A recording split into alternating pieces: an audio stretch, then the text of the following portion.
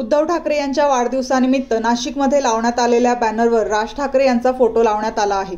नाशिकच्या शिवसेना पदाधिकाऱ्यांकडून शहरात उद्धव ठाकरे यांच्या वाढदिवसाच्या शुभेच्छा देण्यासाठी लावण्यात आलेल्या बॅनरवर उद्धव आणि राज ठाकरे यांचा फोटो लावण्यात आल्याने पुन्हा एकदा दोन्ही भाऊ एकत्र येणार असल्याची चर्चा सध्या सुरू झाली आहे।